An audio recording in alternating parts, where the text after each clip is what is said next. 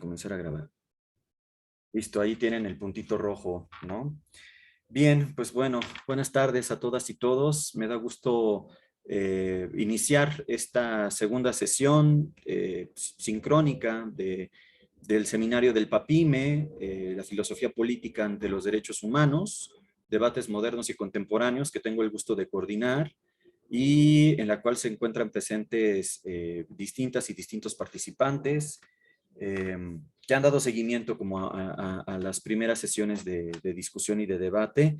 El día de hoy, 6 de abril de 2022, tenemos el gusto de contar con un excelente académico, además de un excelente amigo, como es Sebastián Vargas, que nos dará una conversación por demás interesante, importante, en relación a las protestas sociales y las intervenciones que estas protestas sociales han tenido particularmente en los monumentos, ¿no? En el arte público de las calles, de las avenidas, de las principales capitales de América Latina. Y me gustaría, como para empezar a entrar en materia y darle la voz, por supuesto, a Sebastián, que tiene mucho que contarnos y platicarnos, me gustaría leer una breve semblanza que aparece en su más reciente publicación, titulada Atacar las estatuas, vandalismo y protesta social en América Latina, un libro breve que practica los estudios culturales. Esto es la revisión de las relaciones entre representación y política, ¿no? En un contexto situado. En este caso es un estudio comparativo de las experiencias de protesta social en México, particularmente las protestas feministas que han tenido un lugar álgido dentro de la escena pública mundial y también nacional, por supuesto. Entonces estudia el caso de México, el caso de Colombia, con las recientes manifestaciones que han tenido lugar, y el caso de Chile, que también se ha convertido en un momento paradigmático para repensar el lugar de la protesta social en América Latina, y que incluso ha desencadenado un proceso constitucional y constituyente y de elecciones presidenciales por demás interesante, ¿no? En donde emergen nuevas figuras como Boric, ¿no? Que llega a la presidencia con un recubierto, ¿no? Digamos, como de un halo de apoyo popular, tan fuerte como no se había visto prácticamente en muchos años en el caso chileno, ¿no? Entonces, leo la semblanza de Sebastián Vargas Álvarez. Él es historiador colombiano, estudió el pregrado en Historia y la maestría en Estudios Culturales en la Universidad Javeriana y el doctorado en Historia en la Universidad Iberoamericana de la Ciudad de México. Actualmente es profesor principal de carrera de la Escuela de Ciencias Humanas de la Universidad del Rosario, en donde se desempeña como director del programa de Historia. Sus principales campos de investigación e intervención son la historia pública y los estudios interdisciplinarios de la memoria. Entonces, pues sin más, le cedo la palabra a mi querido Sebastián, quien seguramente tendrá muchísimas cosas de qué conversar con nosotras y nosotros hoy. Muchas gracias. Bueno, gracias Donovan por esa presentación y por la invitación a conversar hoy con ustedes en el marco de este seminario de filosofía política y derechos humanos, que pues sí creo que tiene mucho que ver con el tema de la protesta y la movilización social, pero también con la memoria, las tensiones de la memoria y con el espacio público y las configuraciones de diversas configuraciones de la esfera pública. Entonces creo que es un tema que quizás directamente no se relaciona, pero si uno se pone a pensarlo con detenimiento, pues tiene todo que ver. Eh, Gracias también por ese comentario al libro, porque es la primera vez que alguien dice que ese libro es como también resultado de una apuesta de los estudios culturales, y eso me parece muy interesante, porque es algo que yo nunca hago explícito, pero sí que está ahí, ¿no? Y de hecho todo mi trabajo de investigación histórica o historiográfico también está atravesado por esa como pulsión de los estudios culturales. Entonces, me parece muy grato que lo pudieras como reconocer, identificar. eh, y pues yo quisiera, digamos, en esta primera parte, pues como lo explicaba Donovan, hablar un poco de mis preocupaciones y por qué he llegado a investigar estos temas, hablando pues de diferentes temas y de diferentes contextos y posteriormente abrir la discusión ya con ustedes que pues leyeron un artículo reciente que se publicó sobre el paro nacional en Colombia, que es algo que inicialmente no está en el libro. También pues me gustaría contarles un poco de la historia del libro y de los casos de estudio que están allí, para ya luego pues también hablar un poco más a fondo de lo que sucedió en Colombia el año pasado, sigue sucediendo en términos de que todavía tenemos un debate sobre qué hacer con las estatuas derribadas en Bogotá, en Cali, en Popayán, en diferentes ciudades del país. Sigue habiendo un debate y pues, por ejemplo, lo que contaba Donovan con el caso de Chile en Colombia también hace parte del debate político actual porque actualmente estamos en una coyuntura electoral muy fuerte, muy polarizada, pero bueno, de todo eso iremos poco a poco resolviendo y pues también la idea es que ya luego ustedes me cuenten cómo vieron el artículo, qué preguntas tienen, qué comentarios y podamos hacer esa discusión. Eh, entonces, lo primero es cómo llegué a este tema, cómo llegué a ese libro. Yo soy historiador de formación, pero desde que era estudiante de la licenciatura, desde hace muchos años, a mí siempre me preocupó mm, más que la historia de los historiadores, la historia para diferentes actores sociales, para diferentes públicos, como diversos grupos sociales, no necesariamente los historiadores o la academia, entienden, interpretan el pasado y pues de ahí me comencé a preocupar por el tema de las políticas de la memoria y los usos públicos de la historia. Entonces, mi tesis de licenciatura, por ejemplo, fue sobre culturas juveniles, y específicamente sobre skinheads en Bogotá y cómo ellos utilizaban o apropiaban ciertos elementos del pasado para construir sus identidades, tanto unos grupos que se podrían decir como neonazis o que reapropiaban pues toda la historia nazi de la Segunda Guerra Mundial y demás, como otros más de corte pues comunista y anarquista, que igualmente también tenían varias reapropiaciones históricas de pues, no sé, del siglo XX. Ahora, luego en la maestría en estudios culturales, investigué sobre el himno de Bogotá como un dispositivo de memoria, como un dispositivo que, digamos, trataba de representar la ciudad, pero también la historia de la ciudad, pero también su cultura, ¿no?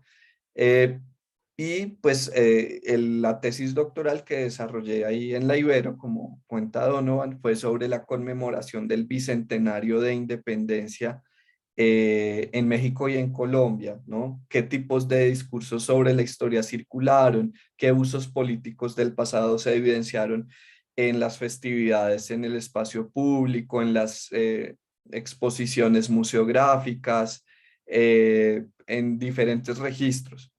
Y pues luego de que estudié en México, regresé a Colombia, he estado desarrollando una investigación sobre monumentos, que me parece que los monumentos también son objetos culturales en donde se representan, o mejor, sí, se disputan también representaciones sobre el pasado. Ya en la tesis doctoral había trabajado el tema de lo monumental, del monumento, pensando en Bogotá, un lugar de memoria, archivo, monumento memorial que se hizo, que es el Centro de Memoria, Paz y Reconciliación, en contraste con la Estela de la Luz, ¿no? Pues que fue este monumento bien polémico del Bicentenario en México, la suavicrema, conocida por muchos como la suavicrema. Eh, y bueno, pues un poco ver también cómo Calderón o el gobierno de Calderón quiso también inscribir una memoria institucional ahí en Reforma, ¿no? Que ustedes saben que es pues la avenida, como lo decía el historiador Carlos Martínez Assad, un libro de historia abierto en la ciudad, ¿no? En donde desde el Porfiriato se comenzó pues a escribir una historia oficial en bronce y en piedra pues de la nación mexicana. Entonces yo ya venía con esa inquietud sobre el tema de los monumentos y comencé a investigar sobre monumentos, digamos, planteé un proyecto de investigación sobre una historia cultural de los monumentos colombianos, porque ¿qué pasa? Que los monumentos casi siempre han sido analizados o por los arquitectos o por los urbanistas o por los profesionales en conservación patrimonial, pero desde un punto de vista más crítico de las ciencias sociales, no tanto. Entonces me parecía importante que desde la historia, sobre todo esa perspectiva de la historia cultural o incluso también de los estudios culturales, pues acercarnos críticamente a la vida social de estos objetos, cómo van cambiando con el tiempo, porque el monumento tiene una paradoja y es que se pretende o tiene una pretensión de durabilidad, de eternidad, de inmutabilidad, pero lo cierto es que cambia con el tiempo. Y eso es muy interesante, ¿no? El monumento tiene su propia historicidad, como lo dicen, pues, por ejemplo, Elizabeth Jelling y Victoria Langland, no hay garantía de que el significado que en un momento dado se le atribuye a un monumento se mantenga inalterado a lo largo del tiempo. A su vez, y en sus palabras, también lo van a decir Pierre Nora, ¿no? Con esta famosa obra de los lugares de la memoria, o Reinhard Koselleck, que es un historiador que se trabaja mucho desde la historia conceptual, pero pocos conocen su faceta o sus textos, por ejemplo, sobre la memoria y los monumentos, que son muy interesantes.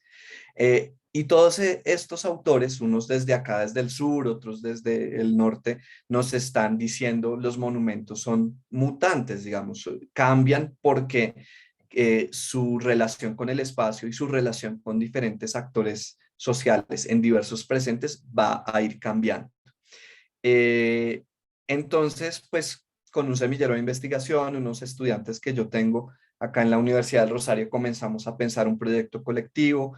Ya estamos terminando pues en la edición de un libro colectivo con varios casos de estudio, pero el asunto es que en todos estos últimos 5 años que hemos venido trabajando con este proyecto, comenzó a haber un boom de la iconoclasia monumental, ¿cierto? O sea, primero fue a raíz del asesinato de George Floyd en Estados Unidos, eh, que en los Estados Unidos, Black Lives Matter y otros movimientos sociales comenzaron a intervenir, atacar o tumbar monumentos en diferentes ciudades.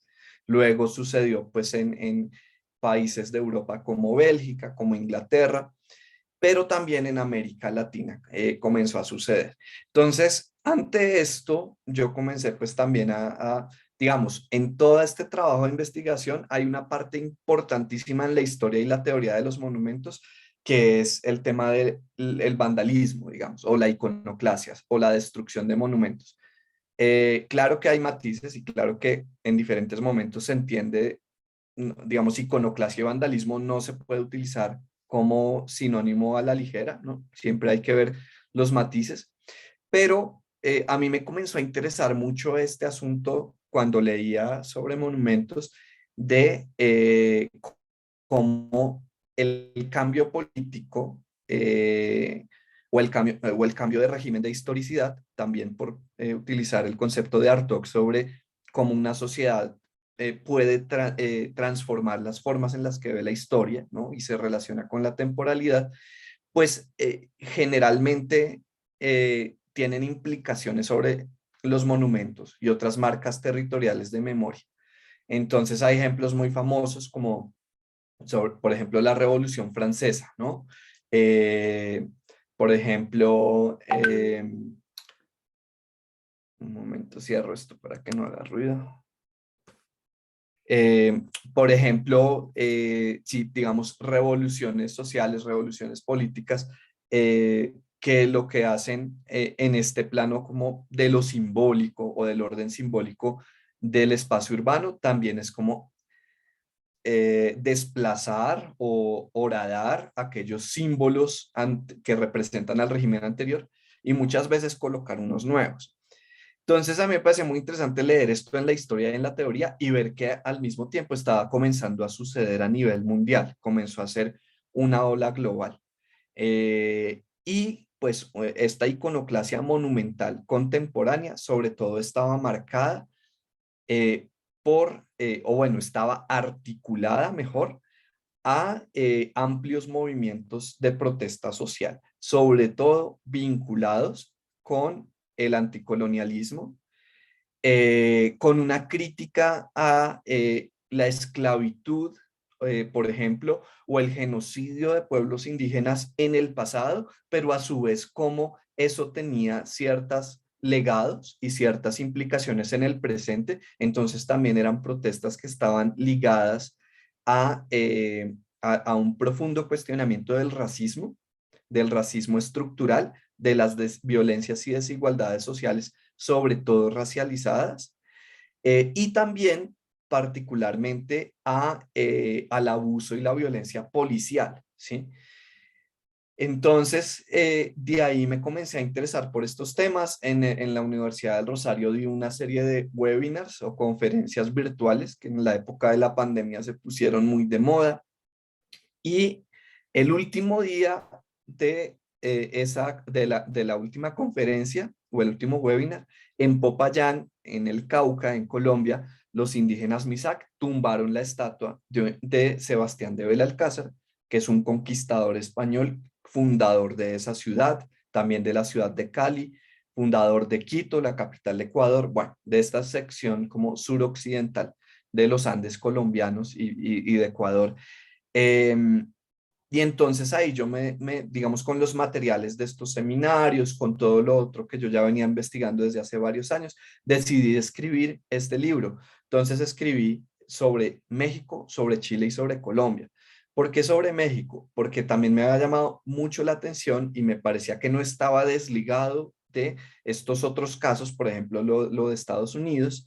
Eh, las pintas en el ángel, ¿no? Ese episodio, digamos, en la cultura política y en la historia reciente de México, me parece que es muy importante y ustedes han visto que ha evolucionado, eso no lo van a encontrar en el libro, pero ha evolucionado con el tema de, bueno, entonces se retira a Colón por parte de las autoridades, pero colectivas feministas ponen a su vez otro monumento o todo el debate que hubo sobre la cabeza de esta mujer indígena que en otra charla justamente un colega y amigo nuestro, Mario Ruffer, comentaba que era muy cuestionable el hecho de que se hubiera pensado en primer lugar en un artista blanco, mestizo, para hacer la cabeza que representaría a todas las mujeres indígenas. Bueno, ustedes están más al tanto que yo de todos estos debates sobre la monumentalidad y las tensiones de la memoria en Reforma, pero en el libro yo sí que quise trabajar ese tema del ángel y de ese episodio inicial que fue la polémica por la columna de la independencia grafiteada.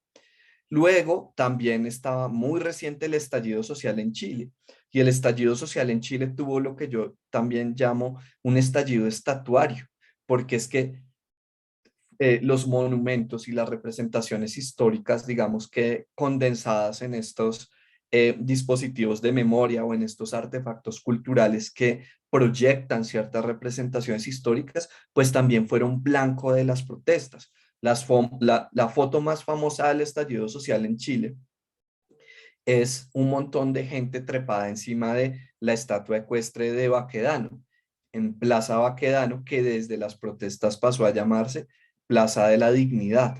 Pero no fue solo Santiago de Chile, fue Valparaíso, fue Temuco, fueron muchísimas otras ciudades en donde se tumbaron estatuas o se intervinieron, ¿no? Entonces allí también hubo una fuerte ola de iconoclasia frente a estos monumentos. Y en Colombia, pues no tenía pensado al principio que hiciera parte de este capítulo, perdón, este fragmento o este segmento sobre Popayán y Sebastián de Belalcázar, pero me pareció súper importante también incluirlo en el libro.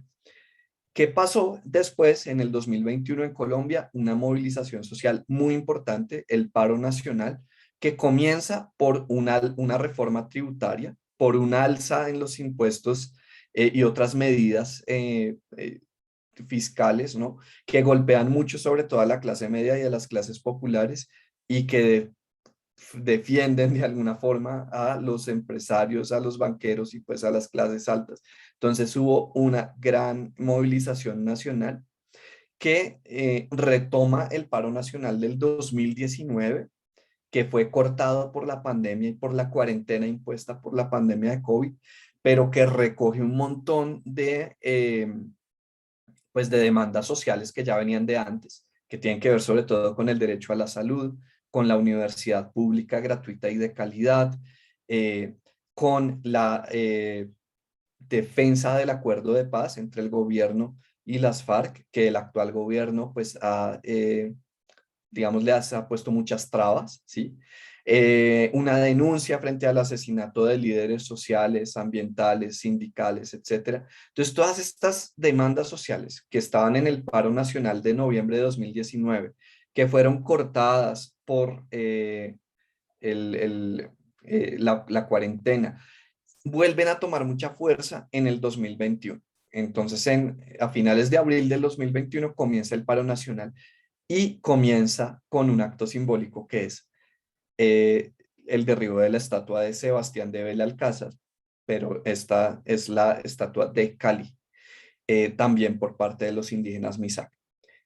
Bueno, si ustedes leyeron el artículo, ahí digamos que se describe el contexto social y las acciones específicas de, de, de, de, de estos monumentos derribados, que fueron muchos, en muchas ciudades. Se volvió también un fenómeno muy parecido a lo que sucedió en Chile, y sobre el cual pues también ha habido debates públicos, ha habido polémicas. Hay gente que ha estado a favor, hay gente que ha estado en contra. Más tarde podemos hablar un poco de cuáles son esas características de esos debates, eh, pero lo que me parece importante señalar es pues varias cosas. Primero, que se trata de un fenómeno global, ¿cierto? Que es algo que ha estado en diferentes partes del mundo, en diferentes países, pero siempre ha existido esa relación o esa asociación entre el acto iconoclasta de tumbar un monumento o una estatua y una protesta social más amplia. Eh, entonces, digamos que hasta ahí esa primera parte que es como por qué llegué a ese tema, porque lo he ido pensando, porque he escrito al respecto.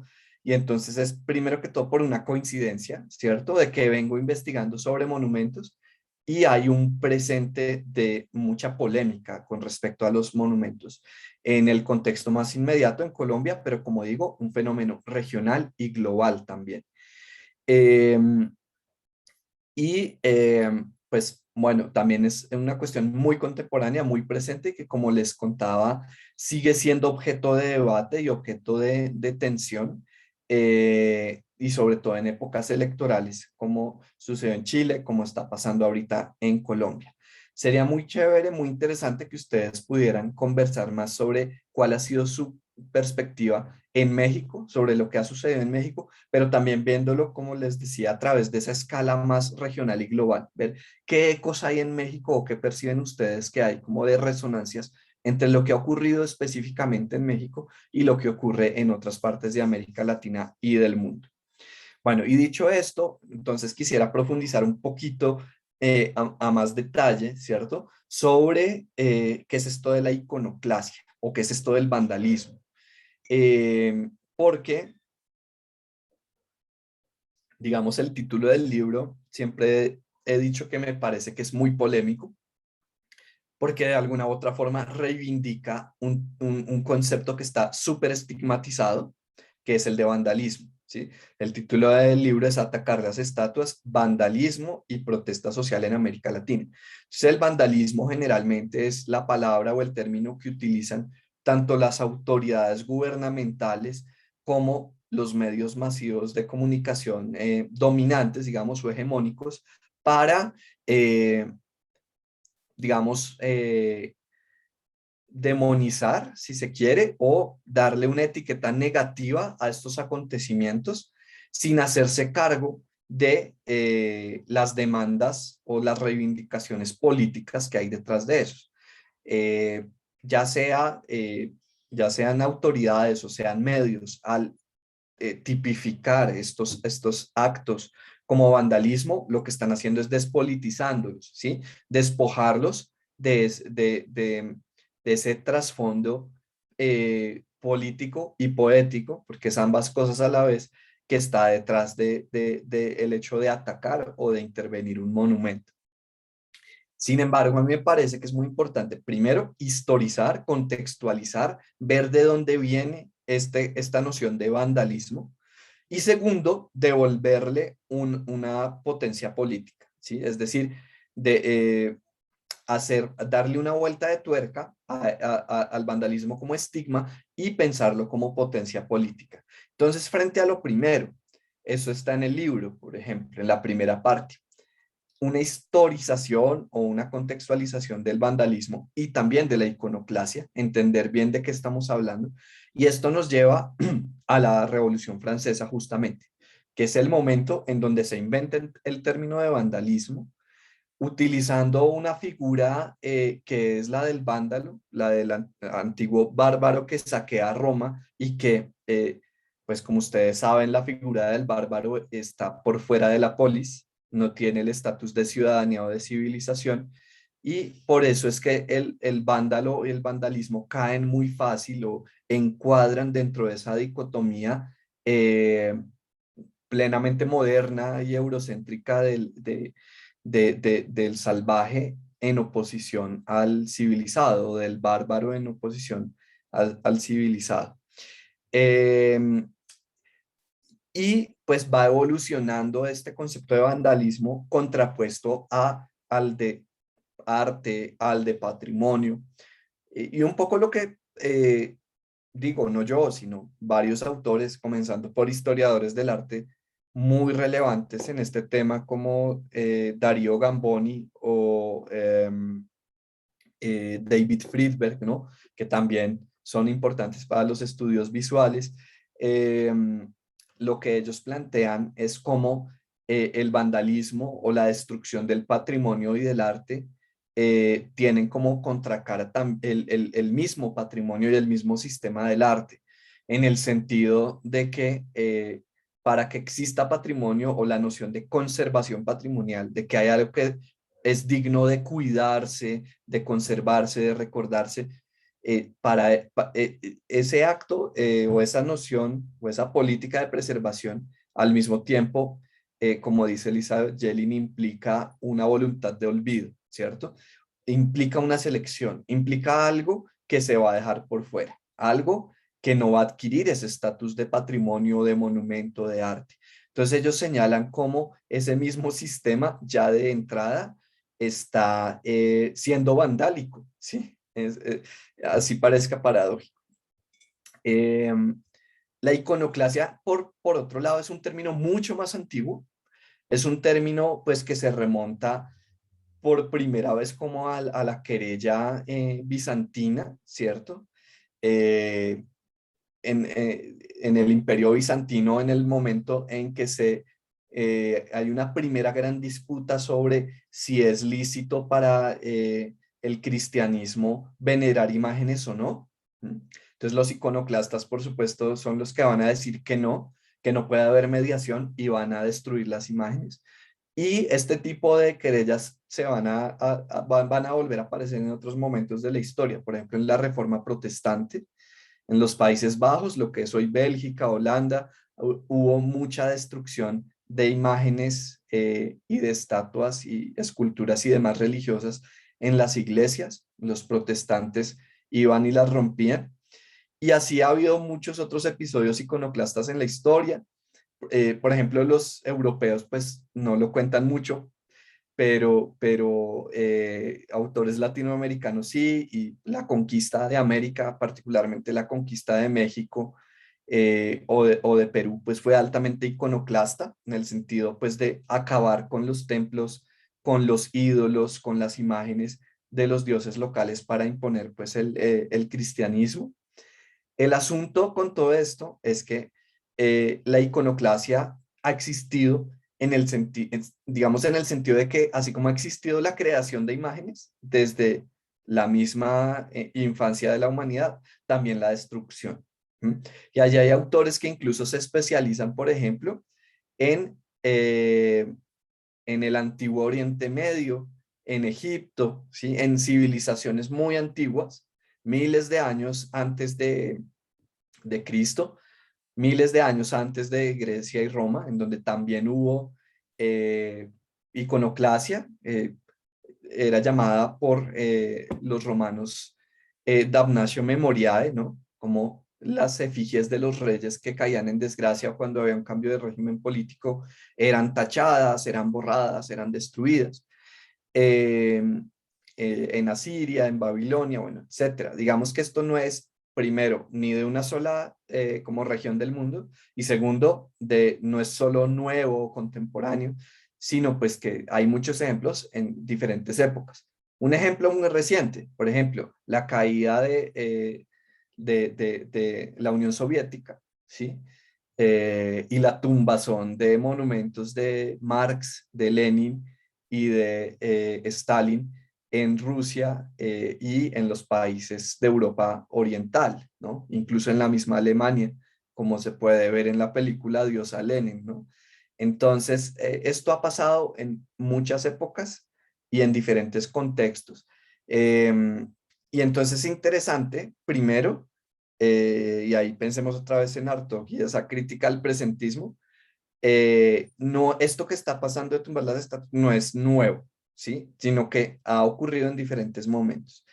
Incluso eh, como iconoclasia contramonumental, anticolonialista y antirracista, tampoco es nueva, ¿sí? Piensen, por ejemplo, en una coyuntura conmemorativa muy importante, que es 1992, que es el quinto centenario del descubrimiento de América, ¿sí? O León Portilla diría del encuentro entre dos mundos, o los fabulosos Cadillacs dirían no hay nada que celebrar. Bueno, fue un momento muy polémico, eh, y no sé si ustedes conocen un fotógrafo que se llama Antonio Turó, que tiene unas fotos de los zapatistas súper, súper buenas y de Chiapas, y él tiene una foto de uno de los primeros actos antes de que se creara el EZLN. Hubo un acto simbólico justamente en el 92 en donde campesinos y comunidades de Chiapas indígenas derriban la estatua de Diego de Mazariegos, el conquistador de Chiapas. Es una foto muy icónica, es del año 92.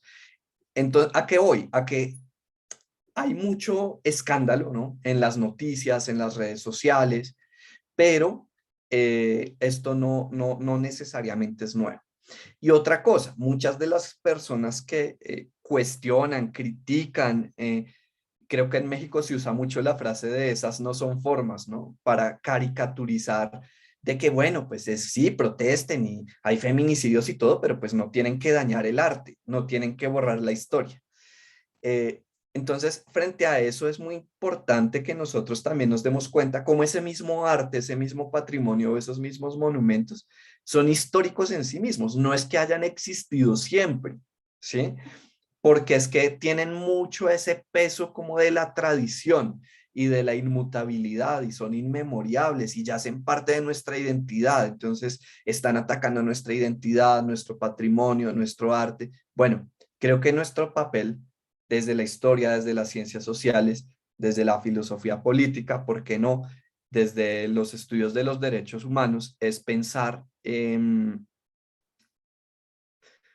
que estos objetos también tienen, son históricos, ¿no? O sea, tienen una historia. Entonces tenemos que interrogarnos cuál ha sido esa historia, porque no han estado ahí siempre.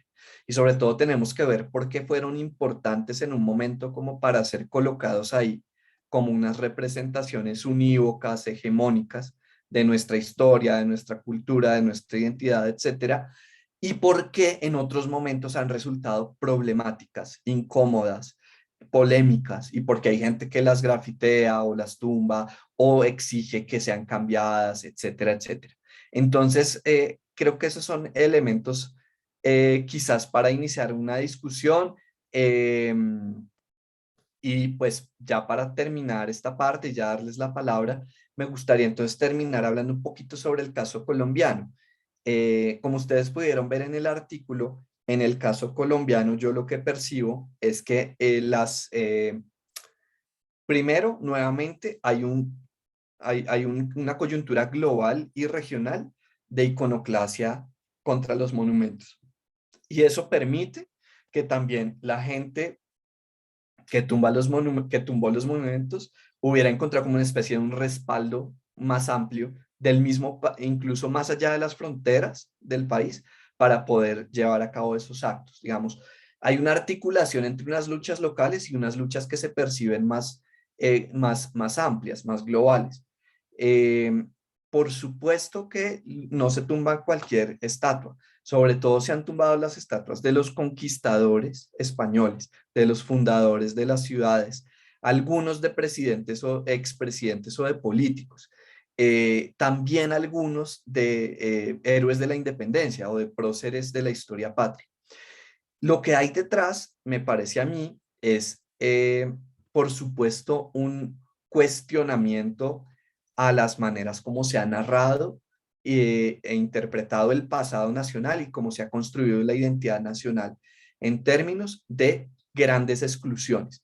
Una exclusión muy palpable, por ejemplo, de género, por supuesto, porque mujeres monumentalizadas hay muy pocas, o como en un texto muy interesante justamente sobre el monumento de la independencia, la columna de la independencia o el ángel en Ciudad de México. Mónica Quijada explica cómo generalmente la mujer monumentalizada es una alegoría femenina, la victoria, la patria, la libertad, pero muy raras veces son personajes históricos, como si sucede con los hombres, ¿no? Que si está Hidalgo o está Morelos, o Benito Juárez, multiplicado por miles de estatuas por todo México. Entonces, de género, pero también obviamente hay un sesgo étnico racial en el sentido de que pues yo digo en Colombia, pero en México, en otros países latinoamericanos es muy similar. Quienes se representan son blancos o son mestizos. Eh, y también, pues, otro tipo de exclusiones, de desigualdades en la representación, por ejemplo, en lo que tiene que ver con las diferencias regionales, etcétera. El punto es que hay entonces un cuestionamiento, sobre todo de los jóvenes, porque la protesta en Colombia tuvo mucho que ver con lo generacional, con los jóvenes, sobre todo los jóvenes de sectores populares, que están reclamando un nuevo relato de nación, un nuevo relato y una nueva identidad nacional que no se ven, digamos, identificados o representados con lo que ha sido narrado en los libros de historia o en las estatuas. Eh, y pues no solo las estatuas, sino la bandera, el himno, todos esos símbolos de lo nacional fueron objeto de parodia, de crítica, de cuestionamiento durante el paro nacional. Y lo otro muy fuerte que hay, claro, en Colombia, pero en general, es una reapropiación del espacio público. ¿M? Sobre todo que veníamos de un año y medio de pandemia en donde los cuerpos se habían, digamos que enclaustrado y eh, constreñido a los espacios privados, en donde se prohibía el derecho a la reunión, a estar, pues a la protesta también, a estar en el espacio público. Hay como unas ansias de salir y tomarse el espacio público, ¿cierto? Em, y de reapropiárselo en el sentido de que, y esto es muy importante, yo creo que este es como el centro del debate, ya ustedes me dirán qué piensan al respecto, pero yo creo que en el fondo de todas estas intervenciones o destrucciones de monumentos y apropiaciones de los espacios públicos, yo creo que lo que hay en el fondo es la construcción o demandar un nuevo espacio público que realmente sea plural, incluyente, democrático, donde haya espacio para el consenso, en el sentido de que la representación en el espacio público y la participación en el espacio público van de la mano. Y la representación en el espacio público ha sido claramente excluyente. Creo que eso es muy, muy evidente, por ejemplo, en el caso de México, con los feminicidios, la violencia de género y pues el activismo feminista. Yo creo que también lo que hay detrás es las mujeres no aparecemos en la historia, no aparecemos en las representaciones del espacio público eso tiene una implicación, digamos, en la agencia política en el presente. Y eso, por supuesto, también tiene que ver con la violencia contra ellas, ¿no? Que o se legitima las autoridades se hacen los de la vista gorda. Entonces, para mí, creo que ahí es donde está como el quid del asunto, en las relaciones entre la representación en el espacio público y la participación ciudadana, digamos, o de los diferentes actores y grupos sociales en el espacio público. Yo creo que dejaría por ahí con esos elementos y más bien y las escucho para pues seguir conversando. Muchísimas gracias, Sebastián. Yo creo que dejas muchos apuntes que son muy, muy interesantes, además de muy importantes. Y además vinculas, yo creo que de una manera muy interesante, ¿no? Este trabajo del historiador contemporáneo, ¿no? En diálogo y en relación con, digamos, como con las problemáticas de coyuntura que no dejan de tener una historia larga detrás, ¿no? Y que sigue siendo fundamental comprender en México, en Colombia, en Chile, y que son los casos que tú has tratado, pero yo diría que en general en América Latina, ¿no? Entonces, bueno, quisiera darle la palabra a las personas que están conectadas. Me parece que por ahí algunas tenían un par de preguntas. Por ahí me había escrito Jimena que tenía un par de cuestiones. Adelante, Jimena, por favor. Gracias, buenas tardes a todos y todas. Muchas gracias por la exposición, estuvo muy interesante. Y entonces, bueno, o sea, tengo una pregunta que igual y es rara, bueno, o sea, igual lo voy a hacer, ¿no? Pero es que en el texto me gusta mucho esta parte en la que pues planteas esta pregunta: ¿por qué se hace con los monumentos una vez que ya son derribados? Y toda la explicación subsecuente, bueno, todas las opciones subsecuentes que vienen son muy interesantes, pero cuando hablas de esta parte, como hay muchas propuestas por museo, hacer las partes de museos, pues, eh, pero como eso implica al mismo tiempo replantear un nuevo canon estético y una nueva forma de hacer narrativa histórica y social, visualmente hablando. Pero también, como haces hincapié en que para eso hay que coproducir el dispositivo museológico, al menos así lo anoté aquí. Sí, que tenga Entonces, como participación los ajá, públicos, ¿no? Que no sea solo el museo el que decida cómo es que va a ingresar a sus colecciones y a exhibir ese objeto, sino pues que haya una participación pues no sé, de ciudadana, ¿no? En, en, en eso. ajá. Sí, porque eso es, o sea, sí, porque si no sería reproducir el mismo orden que estás intentando destruir, ¿no? Entonces, ajá. Más o menos, sí, porque también tenemos que pensar en los museos como otro dispositivo poderoso de memoria, ¿no? Ujú, Yo creo de todas formas, Jimena, que los museos, o la mayoría al menos, también han cambiado mucho en los ujú, últimos años. Por ejemplo, ya no me acuerdo, creo que eso no alcanza a salir en el artículo porque es más reciente, pero la estatua de Gonzalo Jiménez de Quesada, que es el conquistador español, fundador de Bogotá, que fue derribado también por los MISAC en el paro nacional, hoy en día está en el Museo de Bogotá. Entonces las mismas ujú. autoridades distritales dijeron, pues no lo vamos a volver a colocar y lo vamos a tener en el museo, y en el museo es como el espacio natural en donde se pueda discutir su historia, tanto la historia de quién fue ese personaje y por qué resulta lesivo para la memoria de algunas comunidades indígenas hoy en día, como la historia del objeto, que incluya cuándo fue puesto, cuándo fue tumbado, no lo van a restaurar, porque también la misma marca en la materialidad del objeto da cuenta de su historia. Entonces, y el Museo de Bogotá lo está haciendo además con una serie de actividades pedagógicas y participativas para que la gente pueda opinar y, digamos, decir, interactuar con eso, ¿no? No solo que lo decía el museo. Entonces creo que es un buen ejemplo. Sí, mi pregunta también iba encaminada a preguntarte a ti, que ya estudiaste todos estos fenómenos. O sea, ¿dónde se dan esas discusiones sobre qué hacer con los monumentos? ¿En qué espacios? ¿O quiénes las facilitan? ¿O quiénes las organizan? ¿O cómo se aseguran de que haya representación de grupos vulnerables en esas discusiones? O sea, ¿cómo no se vuelve parte del mismo problema, quiero decir?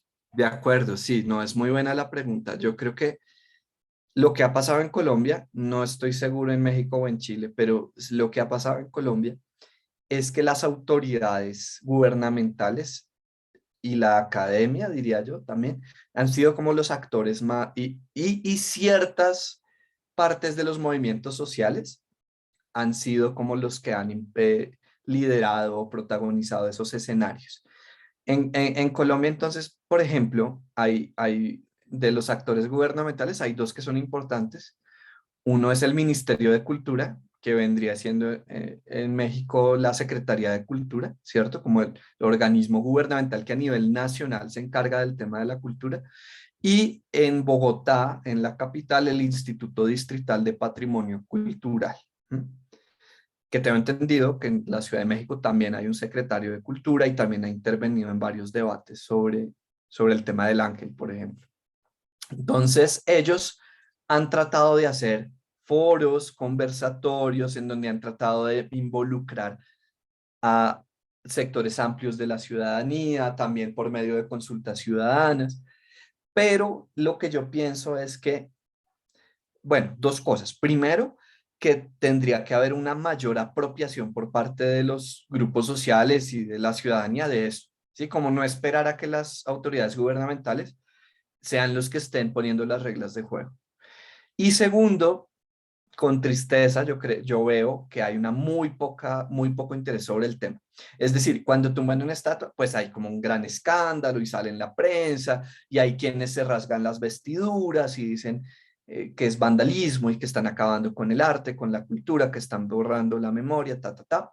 Hay gente que lo defiende, y hay gente muy sectaria dentro de quienes defienden también, ¿no? No, es que todos son, es que todos son unos genocidas y yo no sé qué, y mataron a todos los indígenas. Y es como, yo creo que ninguno de los dos extremos es sano. Y en Colombia, por ejemplo, hay unos grupos muy radicales, muy poco numerosos, afortunadamente, de hispanistas, ¿no? Y de gente, pues, casi fascista en su interpretación del pasado, del legado cultural colonial y demás, pero también hay, digamos, indigenistas acérrimos muy poco críticos, ¿no? Entonces yo creo que también en los dos extremos del debate hacen daño. Por fortuna, digamos que esos radicalismos no pasan, por ejemplo, de las redes sociales.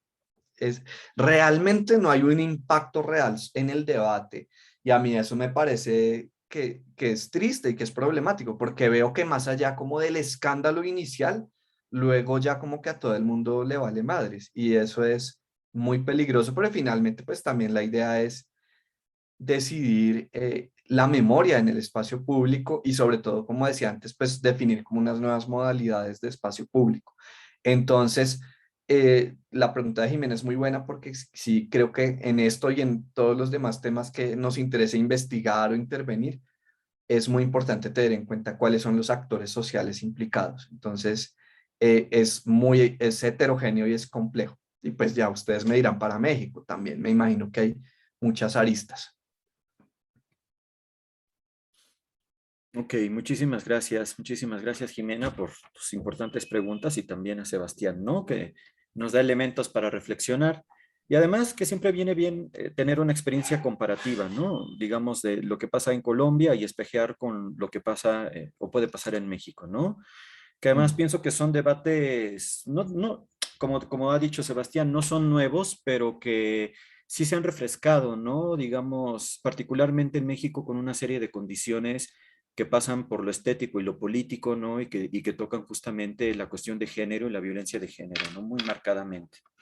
Muchísimas gracias. No sé si alguien más en las y los participantes tenga alguna intervención, algún tópico para conversar con nuestro invitado. Hay que aprovecharlo, ¿eh? Porque Así sea una anécdota. Cuéntenme algo sobre cómo lo han visto ustedes. Ajá. Adelante, Luis, por favor. Hola, hola a todos. Gracias, Sebastián. Qué gusto verte otra vez. Y Igual. igual gracias a Donovan que me permite estar aquí de chismoso un ratito. Este, yo te escucho y me surge una nueva pregunta y es sobre el papel de los medios de comunicación, pero en su participación que estos tienen para globalizar la práctica del derrumbe de estatuas.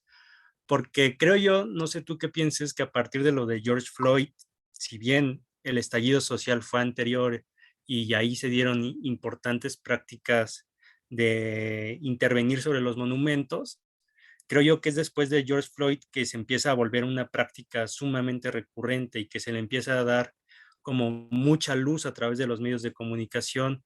Derribaron estatuas en Inglaterra, derribaron estatuas en Bélgica, en Alemania.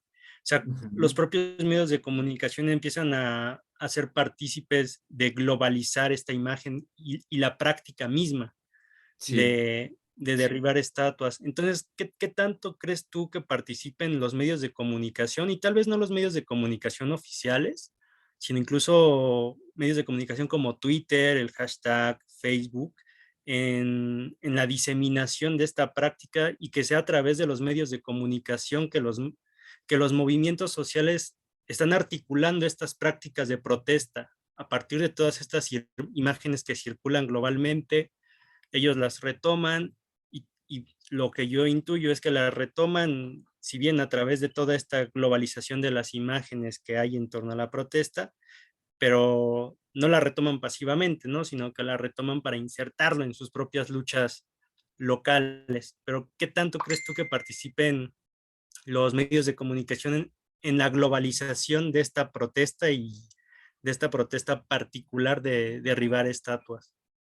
Sí, yo creo que das en un punto que es muy importante, Luis, porque en efecto, en la era, digamos, digital, los medios de comunicación, pero yo iría un poco más allá y pensaría también como en las redes sociales o como los medios de comunicación no manejados por los medios de comunicación, sino por la gente, ¿sí? La misma gente cómo se comunica a través de las redes sociales y demás. Pues fue un medio de contagio y de viralización de este tipo de acciones. Eh, entonces, sí, piensa que, bueno, ya hace hartos años, no sé si unos 15 o algo así, o el último libro de Charles Tilly, sociólogo e historiador que trabajó mucho sobre la historia de los movimientos sociales, murió de cáncer y su último libro, ahorita no recuerdo bien el título, pero el subtítulo es como sí, como protesta social de, yo no sé si dice de la revolución industrial a Facebook. O sea, ahorita no me acuerdo cómo es el título, pero termina el subtítulo diciendo a Facebook. Y ahí pues él estaba ya pillándose como, sobre todo desde esas, por ejemplo, las protestas de la primavera árabe, ¿sí? O Occupy Wall Street y el movimiento Occupy en diferentes partes de Estados Unidos y el mundo ya era una protesta y una movilización social que se valía muy fuertemente de las nuevas tecnologías y particularmente de las redes sociales. Y pues, por supuesto, también medios de comunicación, sobre todo, como tú dices, independientes o alternativos. Por ejemplo, piensen que en el paro nacional, en Cali, ciudad al suroccidente de Colombia, fue uno de los epicentros y fue donde más represión hubo, donde más muertos y desaparecidos hubo y en las represiones que hacía la fuerza pública en los barrios populares, una de las estrategias que hacían era cortar el Internet. O sea, bajaban las comunicaciones de Internet porque se dieron cuenta que la gente hacía por Instagram y por Facebook en vivos para que pudieran quedar evidenciadas pues las diferentes abusos y represiones que se estaban cometiendo. Entonces sí, claramente las redes sociales y los medios de comunicación viralizan, reproducen las imágenes, generan nuevas acciones y lo llevan por medio de Internet a pues territorios inusitados. Pero nuevamente esto no es tan nuevo. Claro, como dice Donovan, tiene muchas más ecos, muchas más resonancias, es mucho más fuerte hoy en día, porque hoy en día pues cada vez se utilizan más los medios digitales y las redes sociales y demás. Pero, por ejemplo, en este libro de David Friedberg, que a ti te interesaría, para este tema, él habla de las estatuas comunistas, ¿m? Del derribo de estatuas de la Unión Soviética, una vez pues hay un cambio de régimen, y él habla de cómo es la primera vez en la historia en que la imagen reproducida, pues sí, no había internet todavía, pero había fotografía y justamente había prensa y medios de comunicación, va a jugar un papel muy importante en que se contagien nuevas tumbadas de estatuas, ¿no? Entonces, fíjate que eso que tú dices no es nuevo, pero sí es muy relevante. Entonces, ahí también la óptica de Friedberg es desde los estudios visuales y desde pensar el papel de la imagen, y pues de la fotografía y cómo la fotografía digamos que disemina es el fenómeno. Es muy interesante y pues con internet muchísimo más. Insisto lo que decía antes, si yo les digo el estallido social en Chile, yo creo que la mayoría de ustedes, yo creo que casi todos lo que nos imaginamos es esa foto, ¿no? De los manifestantes trepados en el monumento de Baquedano y al fondo pues el horizonte rojizo, ¿no? Por los incendios que estaban sucediendo en ese momento en el centro de Santiago de Chile. Entonces, devienen íconos que a su vez incentivan nuevas acciones. El libro de Friedberg se llama Iconoclasia, Historia y Psicología de la Violencia contra las Imágenes.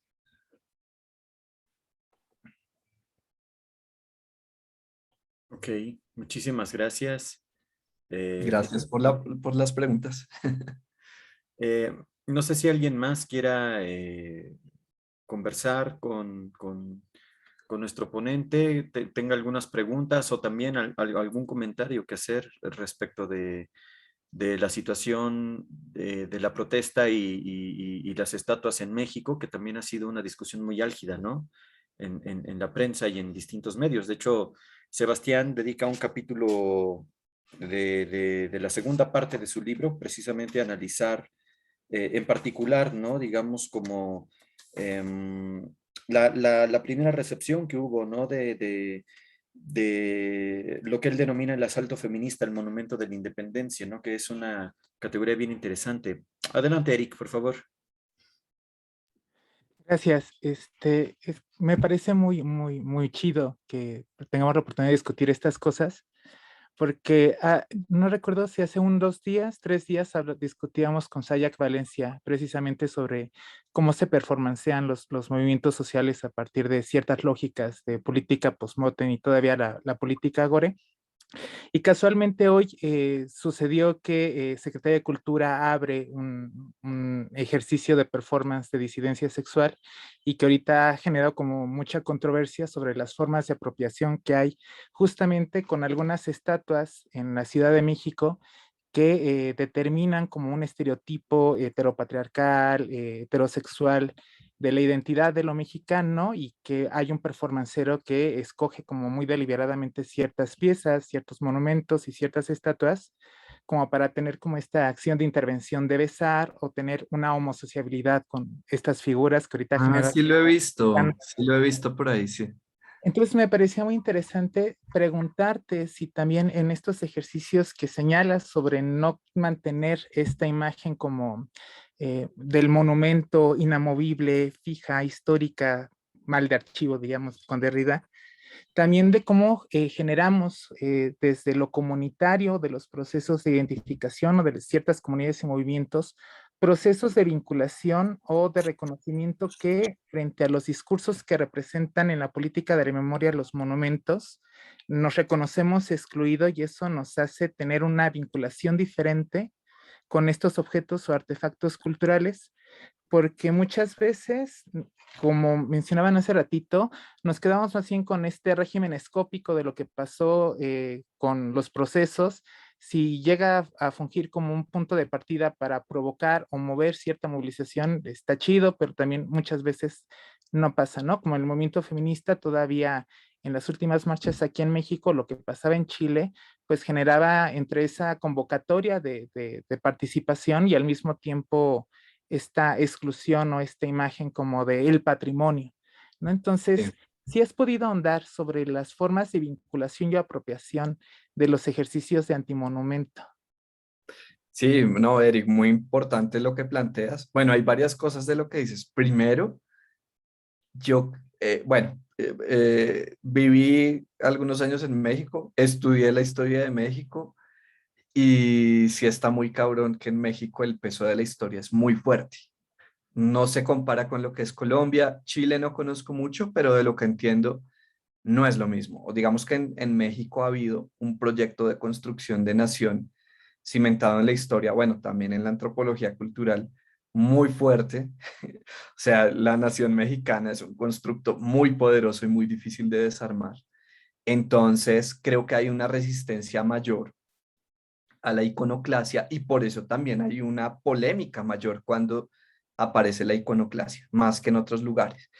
Em, y bueno, pues tú planteas un punto muy importante que es el de el monumento tiene una vida social, tiene una historicidad y eso tiene todo que ver con las maneras como los diferentes actores sociales intervienen e interactúan, se apropian o no, se identifican o no, resignifican ese monumento en diferentes presentes además. Es complejo porque también va cambiando con el tiempo. Pero un monumento no es solo la estatua, es también lo que la gente en diferentes momentos y diferentes tipos de gentes hacen con la estatua. Entonces, el monumento no es solo el objeto, sino en dónde está ubicado, es decir, sus relaciones con el espacio y también las interacciones que permite o que prohíbe. En ese sentido, tradicionalmente el monumento patriótico, como fue concebido para ser contemplado y para ser glorificado. Lo que hay ahora es algo muy distinto, porque es tocarlo, es subirse y estar al mismo nivel. Piensen que si está en un pedestal o con unas rejas alrededor es para que nadie se le monte encima, ¿no? Para solo ser contemplado, ser glorificado y también, por supuesto, el acontecimiento, el personaje o el pasado que representa. Cuando eso se rompe, pues ya hay otra lógica. Y pues lo que tú cuentas tiene que ver con otro tipo pues sí, de relaciones con el monumento que van incluso hasta su destrucción, hasta acabar con él. Y también, pues tú hablas del performance. Creo que el performance es muy importante. Hay una autora inglesa que se llama Mechtil Wheldridge que habla del monumento performativo, ¿no? Y de cómo hoy en día eh, los artistas de performance, pero también los grupos sociales, las comunidades, los ciudadanos, pueden hacer monumentos performativos para hacer expresiones o manifestaciones de memoria o de arte público en el espacio urbano, que no son materiales, que pueden ser efímeras, que pueden tener registro documental o no. Y esto también está muy relacionado con, como tú decías al final de tu intervención, con la apuesta antimonumental, con los antimonumentos, que tienen una tradición en el arte, pues bueno, en artistas como Jochen Gers, como Urho Heisel, como diferentes artistas alemanes en los años 80, ¿no? Que han venido trabajando sobre el tema del antimonumento ante esa complejidad de representar en lo monumental, no sé, el Holocausto, por ejemplo, o la Segunda Guerra Mundial, etcétera. Y también en América Latina tenemos tradiciones propias que no, probablemente no se llamen antimonumentales, pero que tienen todo que ver. Por ejemplo, el performance de las Madres de la Plaza de Mayo en torno a la pirámide de la Plaza de Mayo.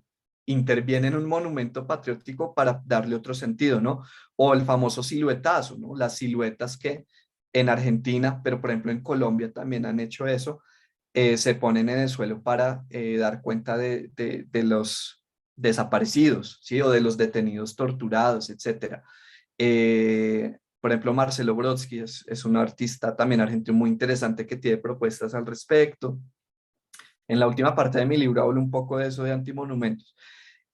Y curiosamente los antimonumentos que hay ahí enfrente a Bellas Artes, que también hay uno en Oaxaca, uno en Guadalajara, ¿no? Que hay en diferentes partes, o el antimonumento que también pusieron en reforma de los 43 de Ayotzinapa, yo no los llamaría antimonumentos, pues porque formalmente son monumentos, ¿no? Tienen una materialidad, son esculturas, pero son monumentos contraconmemorativos o que quieren presentar otro tipo de conmemoración diferente a la oficial.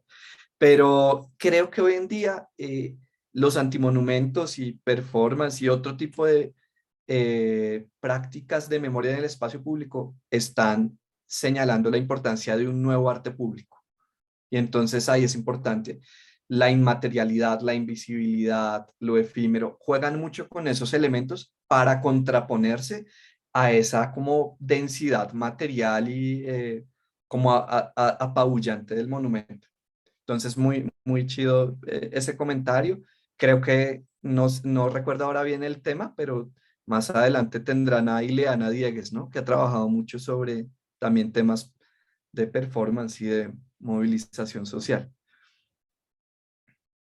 Muchísimas gracias. De hecho, aprovechando, hago el comercial. Regresando de la semana de asueto, de vacaciones, vamos a tener el lunes a Ileana Diegues y el miércoles de 6 a 8 vamos a tener también a Fernanda Espinosa Moreno, quien va a hablar, ahora que hablaban un poco de cómo se empleó las estrategias del Centro Nacional de la Memoria en Bogotá, ¿no? Justo como para rearticular el accionar de la memoria con la comunidad, ¿no? Con la ciudadanía. Justo Fernanda es coordinadora académica, ¿no? Si no mal recuerdo, del Centro Nacional de la Memoria de Bogotá, y ella nos va a poder hablar del trabajo muy impresionante que ha hecho, que se titula De damnificados a víctimas, la construcción del problema público de los afectados por la violencia en Colombia, de 1946 a 1991, que es parte de su nueva publicación, de su nuevo libro, y que me parece fundamental como para seguir teniendo estos diálogos entre, digamos, diálogos comparativos, ¿no? Entre la situación de Colombia y la situación de México, en donde, pues, tristemente compartimos un historial de violencia, pues, que ha marcado, ¿no? La construcción de ciudadanía en fechas recientes. Déjenme leer aquí, dice Lupita, me encantó la exposición, nunca había pensado todas estas formas que envuelven los monumentos. Me quedo pensando en todo este excelente trabajo, gracias. Pues muchas gracias también, Lupita, y por supuesto, si quieres dialogar, adelante, eres más que bienvenida. Si nadie quiere tomar la palabra, yo quisiera abusar del micrófono porque no puedo prender mi cámara, por desgracia, porque está como muy lenta, pero yo tuve la oportunidad de asistir a la presentación del libro de Sebastián, Atacar las estatuas, vandalismo y protesta social en América Latina, que además es un libro con un diseño editorial muy bonito, es un libro muy musical. Recuerdo que lo presentó también nuestra amiga en común, Unix, ¿no? De las Invasorix, y que hizo ahí una selección de canciones que abrían con un tema punk, justamente, ¿no? Yo creo que se remonta a tus años de estudio de los skinheads, ¿no? Los Redskins, Sí. Kick Over the Statues, ¿no? Una canción punk que justamente hace referencia de toda esta cuestión de iconoclasia, ¿no? Y que es un libro que tiene un recorrido muy interesante, no solo por, digamos, que ayuda, es muy didáctico porque ayuda como a colocar algunos significados importantes de conceptos como vandalismo, como iconoclasia, ¿no? Y su relación con la historia, y por el estudio comparativo que haces de México, Chile y Colombia, pero sobre todo en la tercera parte haces una reflexión que me gustaría que pudiéramos retomar, ¿no? En donde hablas de las convergencias, peligros y alternativas que pueda haber justamente a la destrucción de monumentos, ¿no? Y que me parece que forman parte también de tu preocupación como historiador, ¿no? Toda vez que la historiografía pues precisa de fuentes, precisa de documentos, precisa de, digamos, la materialidad también del patrimonio, de las formas patrimoniales, lo queramos o no. Y digamos, este debate público no es algo que solamente atiene, digamos, tiene consecuencias o implicaciones para la propia escena de la protesta contemporánea en América Latina, sino que también tiene, me atrevería yo a decir que hasta implicaciones, ¿no? Epistemológicas, incluso ontológicas. ¿Qué hacemos de la historia si no tenemos, digamos, el acceso a cierto tipo de archivos, ¿no? ¿Por qué es importante conservar el archivo? Es una pregunta que me parece que tu libro plantea de muchas maneras, una pregunta poco popular, hay que decirlo, pero que no por ello es menos importante, indudablemente, ¿no? Y que tiene una repercusión política también. Entonces, me gustaría si pudieras ahondar justamente como en estas reflexiones que te han merecido, ¿no? Digamos, esto que has dicho, que es muy interesante, ¿no? Porque tu postura claramente es una postura que tiende a complejizar la situación de la discusión, ¿no? No basta con decir, derrumbamos la estatua sí o no, ¿no? No basta con la efervescencia del momento. También hay un efecto de responsabilidad que tiene que ver con el pasado y con cómo interpretamos el pasado y con cómo interpretamos a los objetos que de alguna manera son el principal medio para vehicular una pregunta por el pasado, ¿no? Y entonces, en ese sentido, ¿no? Me parece que toda esta cuestión, de toda esta reflexión que tienes sobre los peligros de la destrucción del monumento por la destrucción del monumento, tienen, digamos, como muchos visos ¿cómo decirlo? Como de ampliar las líneas del debate, ¿no? Y no simplificarlas solamente en un debate de doble vía, ¿no? Destruir el monumento sí, no, sino que también hay que pensar como en la necesidad historiográfica, ¿no? En la necesidad social de recurrir a objetos que pueden constituirse como emblemas representativos del pasado o como medios de acceso a él, ¿no? ¿Qué dirías al respecto de esto, Sebastián? Sí, gracias, Donovan. Sí, yo creo que eso es parte de lo que se plantea al final del libro y es, yo lo resumiría en que actualmente tendríamos una necesidad como sociedad de reinterpretar los monumentos, o mejor dicho, como de repensar su función social. Ya no como obras que glorifican ciertas fragmentos o dimensiones del pasado, sino precisamente como documentos del pasado. Creo que es muy importante los monumentos, pero en general el espacio urbano, la arquitectura, la ciudad es un documento que nos permite entender cómo era nuestra sociedad, nuestra ciudad en momentos pasados. Eh, Luego, el Monumento a la Independencia o el Hemiciclo a Juárez, por nombrar así dos ejemplos, eh, no nos dicen tanto de la independencia o de la historia de la reforma, sino más bien nos dicen de cómo el porfiriato leía el pasado nacional y cuáles eran sus apuestas o sus intereses en construir un relato nacional, así como los indios verdes no nos van a hablar sobre la historia del Imperio Azteca, sino más bien sobre, pues, porque fueron importantes de hacer en un momento, pero asimismo, porque a los vecinos de Reforma en un momento les parecían pues, que no querían tenerlos ahí, pasaron a la Viga y luego pasaron al norte de la ciudad, ¿no? Entonces, los monumentos son documentos importantes para la historia social. En ese sentido, creo que el paso está en desactivar esa función política que tienen de glorificación de ciertos personajes o acontecimientos y lograr volver los documentos.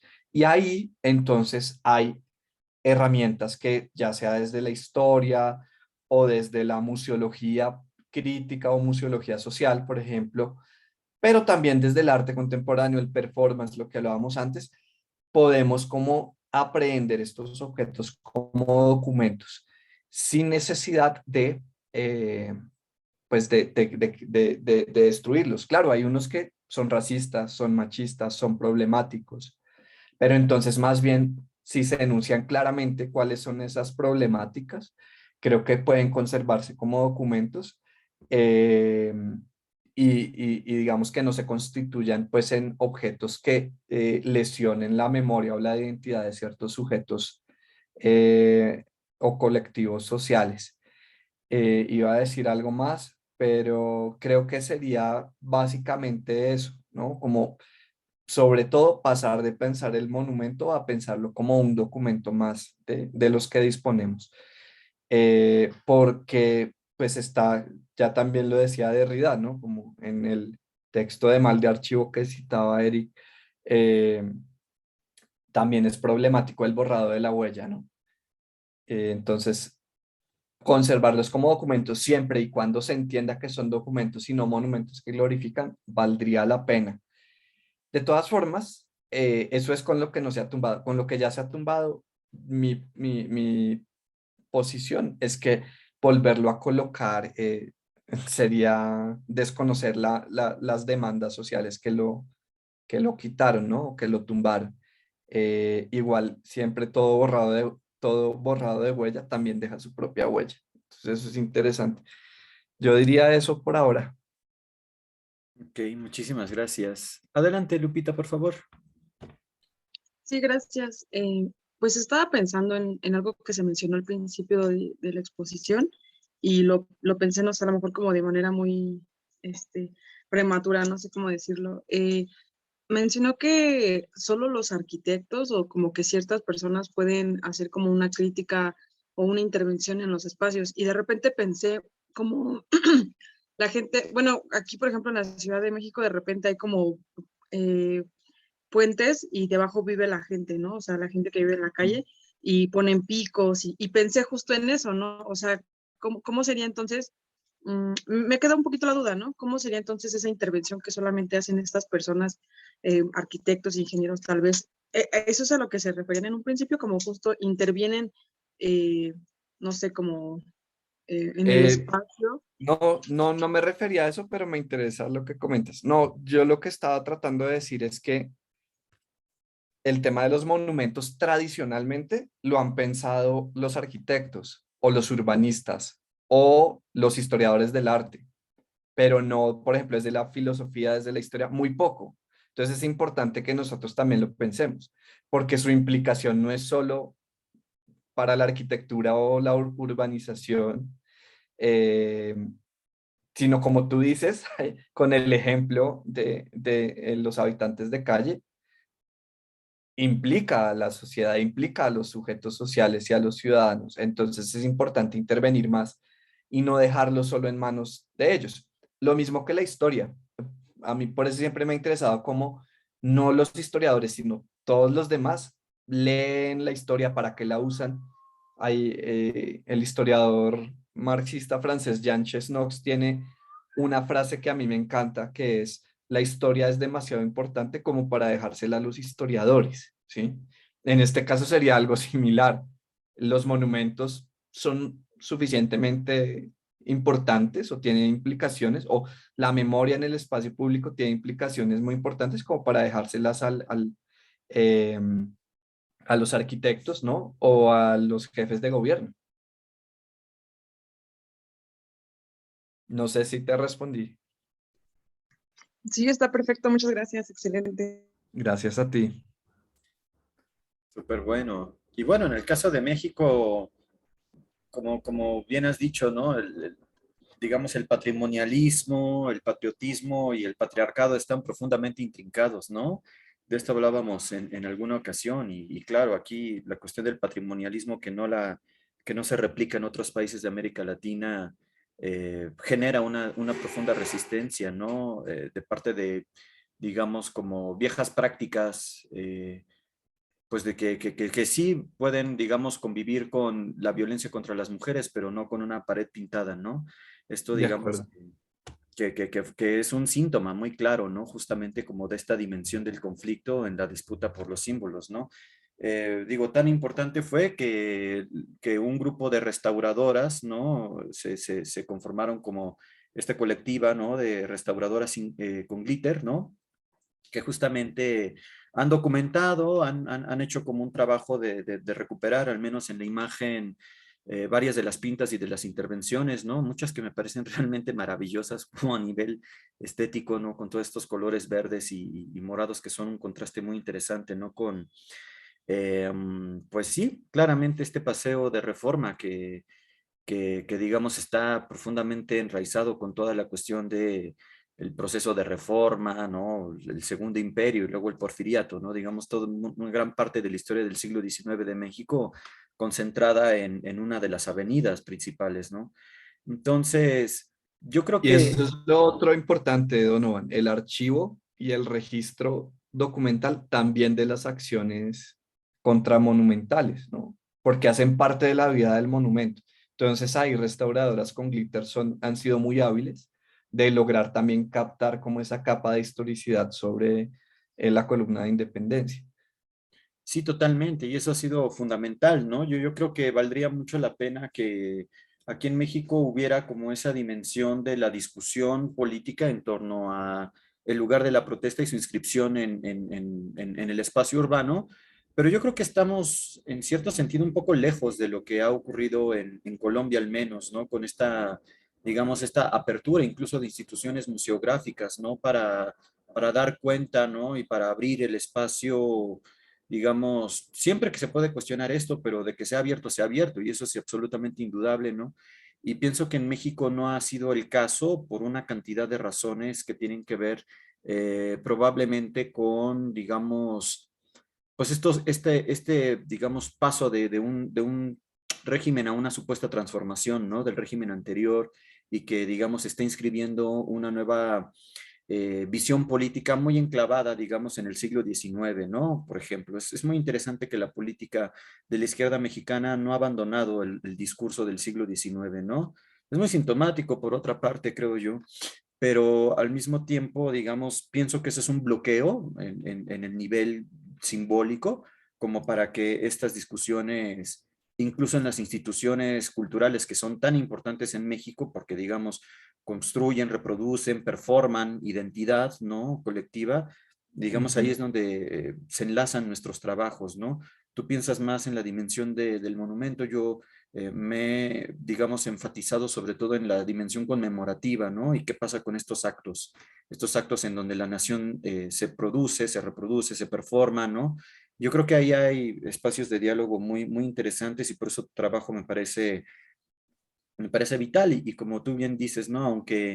Aunque no sea, digamos, una reflexión filosófica desde la filosofía política clásicamente entendida, yo creo que trabajos como los de Sebastián y de las invitadas que tendremos este mes refrescan mucho y son verdaderos aportes, ¿no? Interdisciplinarios a una reflexión que trata de comprender lo político más allá de su lugar en el Estado, ¿no? Y más allá de una mera dimensión como institucional. Y yo creo que ahí hay una serie de posibilidades de diálogo y de intercambio que me parecen súper oportunas y muy importantes, ¿no? Entonces, no sé si alguien más tenga algún comentario que hacerle a Sebastián. Aquí nos está compartiendo su correo para que lo puedan contactar. Yo tengo 2 ejemplares de su libro todavía. Si alguien está interesado, me contacta y ahí se los paso a ver qué hacemos, ¿no? Él también nos hizo favor de mandarnos como el archivo PDF de su libro, pero bueno, al menos hay 2 ejemplares. Vale más la pena el ejemplar impreso. La verdad es que sí, está muy bonito el diseño. Es una lástima que no lo puedo enseñar en la cámara, pero de verdad tiene muchas fotografías, yo creo que muy bien seleccionadas, de pintura, de esculturas, de momentos sociales, de la antimonumenta aquí en México y fotos que él mismo tomó, que son documentos pues invaluables, la verdad, ¿no? Digamos como de un carácter muy interesante para esto. Que a mí además es algo que me encanta de tu libro, ¿no? Que es un libro que trabaja con imágenes. Yo creo que cada vez deberíamos de trabajar más con imágenes y con otros soportes audiovisuales, ¿no? Pero pues bueno, muchísimas gracias, Sebastián, por haber aceptado la invitación.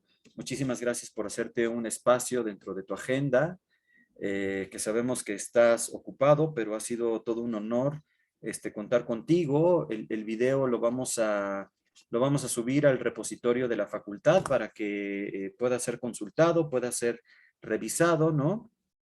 Creo que Sebastián tuvo algún pequeño percance con el internet que a veces pasa.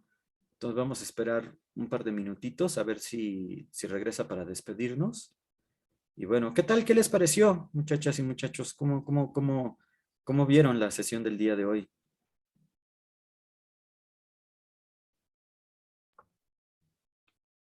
No, pues estuvo buenísimo, ¿no? Siempre es un placer escuchar a Sebastián. Aquí yo tengo el libro, Donovan, por si quieres que se los enseñe. Ay, sí, muchas gracias, por favor, si puedes enseñar como algunos interiores. Ahí ojearlo para que vean algunas imágenes.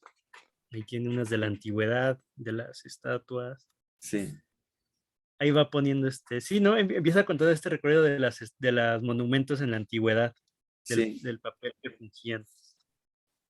Además, el Y ya libro después, temáticamente está muy bien organizado, es muy didáctico, de verdad. sí, aquí ya empiezan aquí los monumentos ya intervenidos. Ajá. El caso de México, aquí está, mira. Está el Antimonumenta, ahí enfrente de Bellas Ujú, Artes. sí, sí, está muy padre. Bueno, creo que Sebastián no se ha podido reconectar, pero pues bueno, vamos a subir el video al canal de YouTube de la facultad y pues no me queda más que agradecerles por participar en esta sesión y están invitados a las siguientes sesiones. Vamos a tener a Iliana Diegues volviendo de vacaciones, quien nos va a hablar como de su más reciente trabajo sobre performance y todo el trabajo que ella ha hecho con las madres buscadoras de sus desaparecidos, que aquí en México, que es un trabajo por demás importante, ¿no? En una gran pensadora que ha trabajado arduamente sobre la cuestión de la violencia en México.